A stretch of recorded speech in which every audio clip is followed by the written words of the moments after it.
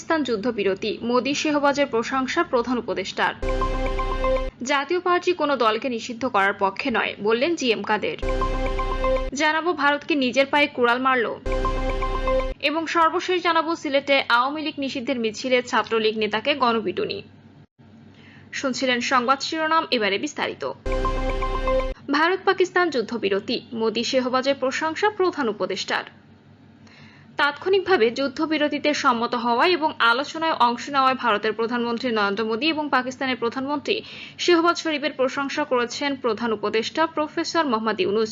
কার্যকর মধ্যস্থতার জন্য প্রধান উপদেষ্টা যুক্তরাষ্ট্রের প্রেসিডেন্ট ডোনাল্ড ট্রাম্প এবং পররাষ্ট্রমন্ত্রী রুবিওর প্রতি গভীর কৃতজ্ঞতা প্রকাশ করেন। টানা কয়েকদিনের হামলা পাল্টা হামলার পর যুদ্ধবিরতিতে সম্মত হয়েছেন ভারত ও পাকিস্তান। দুই দেশই যুদ্ধবিরতির বিষয়টি নিশ্চিত করেছেন। যুদ্ধবিরতি তাৎক্ষণিকভাবে কার্যকর হবে জানিয়ে পাকিস্তানের পররাষ্ট্রমন্ত্রী ইসহাক দার বলেছেন, পাকিস্তান সবসময় এই অঞ্চলে শান্তি ও নিরাপত্তার জন্য সংগ্রাম করেছে, তবে এক্ষেত্রে আমরা আমাদের সার্বভৌমত্ব ও অখণ্ডতা নিয়ে কখনো আপোষ করিনি। অপরদিকে ভারতের পররাষ্ট্র সচিব বিক্রম মিস্ত্রি বিষয়টি নিশ্চিত করে বলেছেন, আজ দুপুরে পাকিস্তানের মিলিটারি অপারেশনসের মহাপরিচালক ভারতীয় মিলিটারি অপারেশনসের মহাপরিচালকের সঙ্গে যোগাযোগ করেন। এরপর তাদের মধ্যে একটি চুক্তি হয়। জাতীয় পার্টি কোনো দলকে নিষিদ্ধ করার পক্ষে নয়, বললেন জিএম কাদের। জাতীয় পার্টি বহুদলীয় গণতন্ত্রে বিশ্বাস করে দাবি করে দলের চেয়ারম্যান জিএম কাদের বলেছেন, নিয়মতান্ত্রিক রাজনীতি করছে বা করতে চায় এমন কোনো দলকে নিষিদ্ধ করার পক্ষে আমরা নই। জাপা চেয়ারম্যান জিএম কাদের বলেন, আওয়ামী লীগ সরকার যখন জামায়াতে ইসলামীকে নিষিদ্ধ করেছিল তখন আমরা তার প্রতিবাদ করেছি। তবে যদি গণহত্যার দায়ে কোনো দলকে নিষিদ্ধ করা হয় তাহলে প্রশ্ন আসে, মহান মুক্তিযুদ্ধের সময় যারা প্রত্যক্ষ বা পরোক্ষভাবে গণহত্যার জন্য দায়ী তাদের সংগঠনগুলোর বিষয়ে কি সিদ্ধান্ত হবে? কারণ বাংলাদেশের ইতিহাসে সবচেয়ে বড় গণহত্যা হয়েছে ৭১-এর মহান মুক্তিযুদ্ধে। জিএম কাদের বলেন, বৈষম্য বিরোধী ছাত্র আন্দোলনের জাতীয় পার্টি সক্রিয়ভাবে রাজপথে ছিল। রংপুরে আমাদের দুজন নেতা শহীদ হয়েছেন। আওয়ামী লীগ সরকারের দায়ের করা মামলায় আমাদের অন্তত 4 জন জেল খেটেছেন। মিথ্যা মামলায় শত শত নেতাকর্মী পালিয়ে বেরিয়েছেন। সংসদে এবং সংসদের বাইরে আমরা এই আন্দোলনের পক্ষে কথা বলেছি। দুঃখজনকভাবে আজ আমাদের অবদান অস্বীকার করা হচ্ছে, বরং ছাত্র জনতার মামলায় আমাদের অন্যায়ভাবে আসামি করা হয়েছে। তিনি অভিযোগ করেন, যারা বৈষম্যের বিরুদ্ধে কথা বলেছে তারাই আজ বৈষম্য সৃষ্টি করেছে। এমন অভিযোগ এখন জনগণের মাঝে ব্যাপকভাবে আলোচিত। তিনি আরো বলেন, আমরা নাকি নির্বাচনে গিয়ে আওয়ামী লীগকে বৈধতা দিয়েছি। 2014 সালে জাতীয় নির্বাচনে আমার নেতৃত্বে প্রায় 270 জন জাতীয় পার্টির প্রার্থী নির্বাচন বর্জন করেছিলেন। আমি তখন মন্ত্রী ছিলাম। নানা চাপে আমাকে নির্বাচনে থাকতে বলা হয়েছিল। এমনকি আমাকে পুনরায় মন্ত্রী করার প্রস্তাবও দেওয়া হয়েছিল, কিন্তু আমি রাজি হইনি। বিএনপি যদিও সেই জাতীয় নির্বাচনে অংশ নেয়নি, তবে সে বছর স্থানীয় সরকারের সব নির্বাচনে অংশ নিয়েছিল। আবার 2018 সালে নির্বাচনে বিএনপি সহ সব রাজনৈতিক দলই অংশ নেয়। তিনি প্রশ্ন রাখেন, তাহলে কি স্থানীয় সরকার নির্বাচন ও 2018 সালের জাতীয় নির্বাচনে অংশগ্রহণের মাধ্যমে বিএনপি ও অন্যান্য দল ও আওয়ামী লীগের বৈধতা দেয়নি? জিএম কাদের বলেন, 2024 সালে নির্বাচনে আমাদের দলকে ভাঙনের মুখে ফেলে বিশেষ চাপ সৃষ্টি করে নির্বাচনে যেতে বাধ্য করা হয়েছিল। অনেকেই বিষয়টি জানেন, তবে নির্বাচনে অংশগ্রহণ করে আমরা কোনো বেআইনি কাজ করেছি বলে মনে করি না। যদি এটি জনগণের প্রত্যাশার বিরুদ্ধে গিয়ে অপরাধ হয় তবে তার বিচারও জনগণের ভোটের মাধ্যমে হওয়া উচিত। ভারতকে নিজের পায়ে কুড়াল মারল। চলমান উত্তেজনা প্রশমিত করে ভারত ও পাকিস্তান হঠাৎই একটি পূর্ণাঙ্গ তাৎক্ষণিক যুদ্ধবিরতিতে সম্মত হয়েছে। আর এই ঘোষণাটি এসেছে স্বয়ং মার্কিন প্রেসিডেন্ট ডোনাল্ড ট্রাম্পের কাছ থেকে। অন্যদিকে মার্কিন পররাষ্ট্রমন্ত্রী মার্কো রুবিও নিশ্চিত করেছেন, দুই দেশ একটি নিরপেক্ষ স্থানে আলোচনায় বসতে রাজি হয়েছে। একই সঙ্গে তিনি গত 48 ঘন্টায় ভারত ও পাকিস্তানের শীর্ষ নেতৃত্বের সঙ্গে কথা বলেছেন বলে উল্লেখ করেন।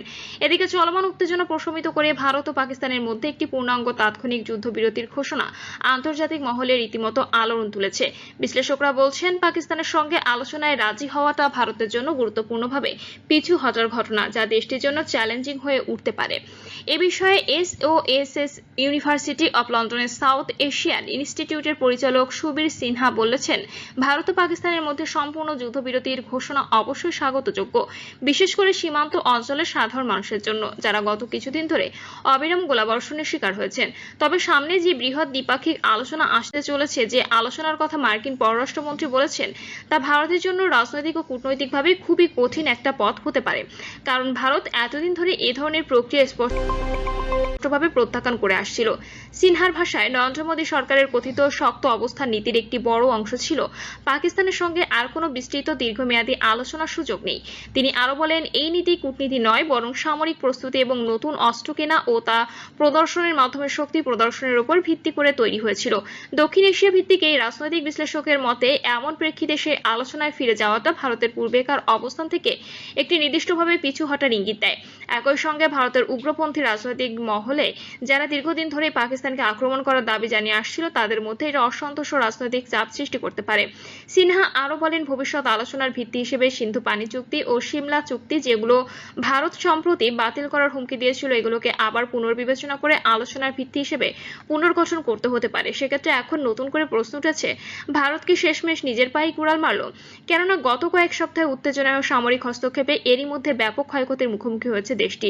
জিও নিউজের এক নিবন্ধে বলা হয়েছে, ভারত ও পাকিস্তানের মধ্যকার সাম্প্রতিক সংঘর্ষ দুই দেশকেই বিপুল অর্থনৈতিক ক্ষতির মুখে ফেলেছে। 4 সপ্তাহের সামরিক ও অর্থনৈতিক বিশ্লেষণে দেখা গেছে যুদ্ধের মোট ব্যয় $500 বিলিয়ন ছাড়িয়ে গেছে। এর মধ্যে ভারতীয় বিমান বাহিনী প্রতিদিন প্রায় 100টি যুদ্ধাভিযান পরিচালনা করেছে, যেখানে রাফাল, মিরাজ 2000 সু-30 MKI ও তেজসের মতো যুদ্ধ বিমান ব্যবহার হয়েছে। প্রতিটি অভিযানের গড় ব্যয় প্রায় $80,000 আর 30 থেকে 40টি নির্ভুল নির্দেশিত অস্ত্র ব্যবহারের মাধ্যমে মাসব্যাপী ব্যয় দাঁড়িয়েছে প্রায় $6 বিলিয়ন। ড্রোন অভিযানে প্রতিদিন প্রায় 30টি হারন সার্চার সহ নজরদারি ও ইলেকট্রনিক যুদ্ধ সরঞ্জাম ব্যবহারে ব্যয় হয়েছে দৈনিক $100 মিলিয়ন, যা নিয়ে 4 সপ্তাহে ব্যয় প্রায় $3 বিলিয়ন। এছাড়া প্রতিদিন 10টি ব্রাহ্মস এবং 10 থেকে 20টি প্রলয় ব্যালিস্টিক ক্ষেপণাস্ত্র বা নির্ভুল MLRS ব্যবহারে খরচ হচ্ছে প্রায় $150 মিলিয়ন। মাস শেষে মোট ব্যয় দাঁড়াচ্ছে $4.5 বিলিয়ন।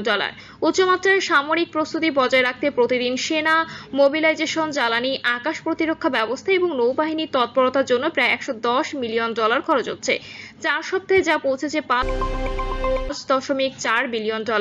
অন্যদিকে পাকিস্তানের দাবি অনুযায়ী ভারতের ক্ষেপণাস্ত্র হামলার জবাবে দেশটির পাঞ্জাবের আদমপুরে বুনাইয়ানুম মারসুস নামে একটি বৃহত্তর সামরিক অভিযান চালিয়েছে পাকিস্তান। এই অভিযানে ভারতের S-400 আকাশ প্রতিরক্ষা ব্যবস্থা ধ্বংস হয়েছে বলে দাবি করেছে পাকিস্তানি সেনাবাহিনী।